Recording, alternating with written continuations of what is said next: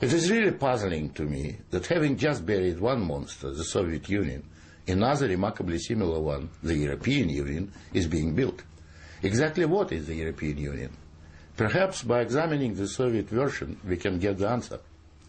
The Soviet Union was governed by 15 unelected people who appointed each other and who were not accountable to anyone.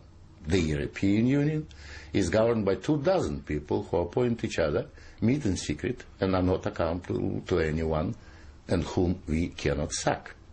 One might say that the EU has an elected parliament. Well, the Soviet Union had a parliament of a sort too, the Supreme Soviet, which just rubber-stamped the Politburo decisions, pretty much like the European Parliament does, where speaking time in the chamber is limited within each group and often amounts to 1 minute per speaker. In the EU, there are hundreds of thousands of bureaucrats with their huge salaries, their staff, servants, bonuses and privileges, their lifelong immunity from prosecution, which is simply shuffled from one position to another, no matter what they do or fail to do. Is this not exactly like the Soviet regime? The Soviet Union was created by coercion and very often with a military occupation. The European Union is being created admittedly not by armed force, but by coercion and economic bullying. In order to continue to exist, the Soviet Union spread itself further and further. The moment it stopped spreading, it started collapsing. And I suspect the same is true of the European Union. We were told that the purpose of the Soviet Union was to create a new historic entity, the Soviet people, and that we must forget our nationalities, our ethnic traditions and customs. The same seems to be true of the European Union. They don't want you to be British or French. They want you all to be a new historic entity, European, to suppress all your national feelings and live as a multinational community. After 73 years, the same system in the Soviet Union resulted in more ethnic conflict than anywhere in the world. In the Soviet Union, one of the grand purposes was the destruction of the nation-state. And that's exactly what we observe in Europe today.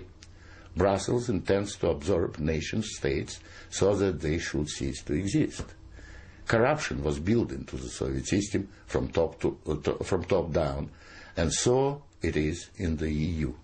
The same endemic corruption activity that we saw in the old Soviet Union has flourished in the EU. Those who oppose or expose it are silenced or punished. Nothing changes. In the Soviet Union, we had a gulag. I think we have a gulag in the European Union also, an intellectual gulag known as political correctness. When anyone tries to speak their mind on questions of race or gender, or if their views differ from those approved, they will be ostracized. This is the beginning of the gulag, the beginning of your loss of freedom. In the Soviet Union, they told us we needed a federal state to avoid war. In the European Union, they are telling you exactly the same thing. In short, the same ideology underpins both systems. The EU is an old Soviet model presented in Western guise.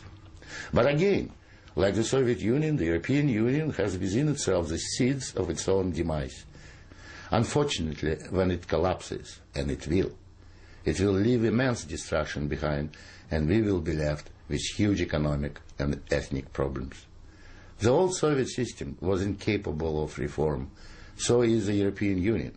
But there is an alternative to being ruled by those 24 self-appointed officials in Brussels. It is called independence. You don't have to accept what they have planned for you. After all, you have never been asked if you wanted to join.